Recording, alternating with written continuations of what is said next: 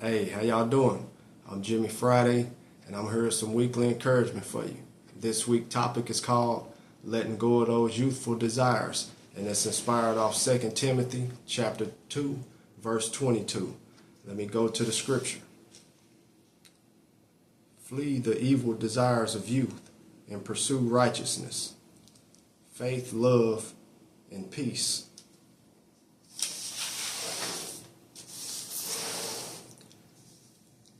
You know, I think about when I was a youth, the desires I had that I gained from watching the neighborhood drug dealers.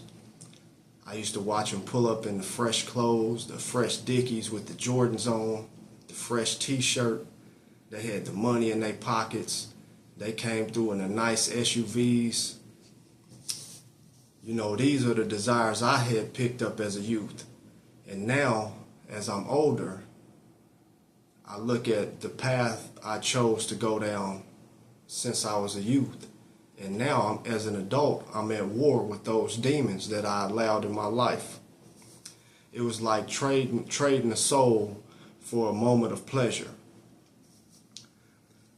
If you think about it, we sacrifice so many things, and we don't recognize it at the moment until the thrill is over. Or we wake up alone one day because we have neglected those around us from chasing deception.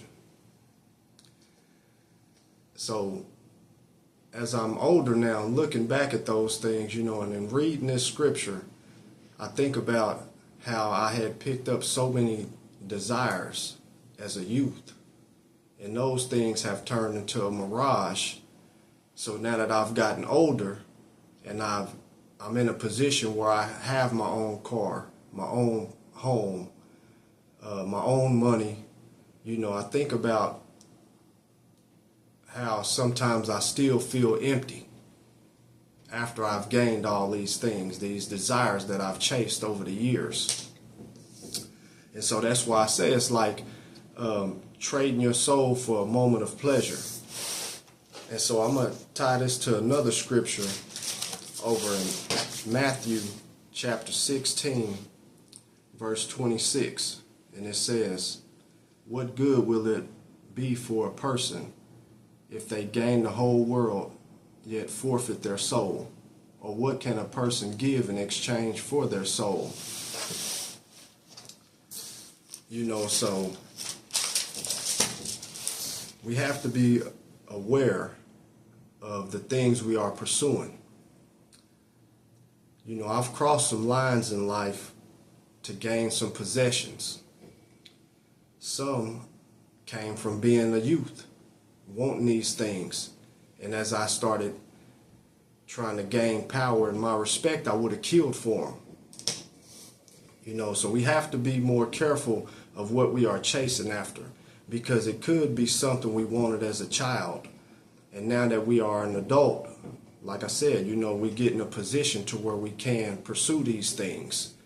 And after, we still not satisfied. You know, so it's like you exchanging your soul for a moment of pleasure. Like it could be a mirage, like I said, you know, some kind of little fantasy we chasing.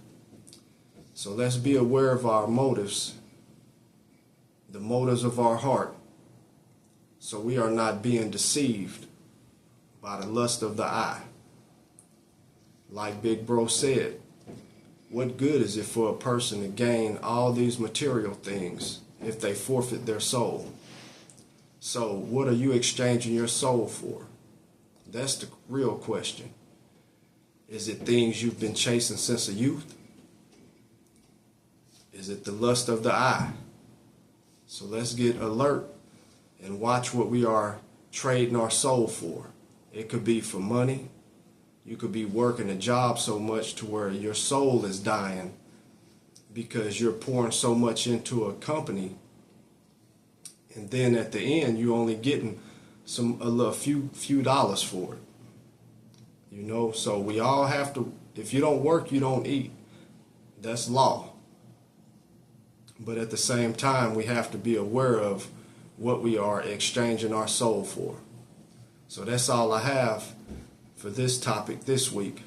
So let's go out there and be alert.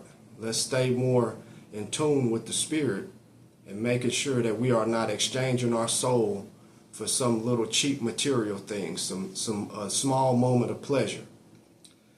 So keep your heads up, keep pressing forward.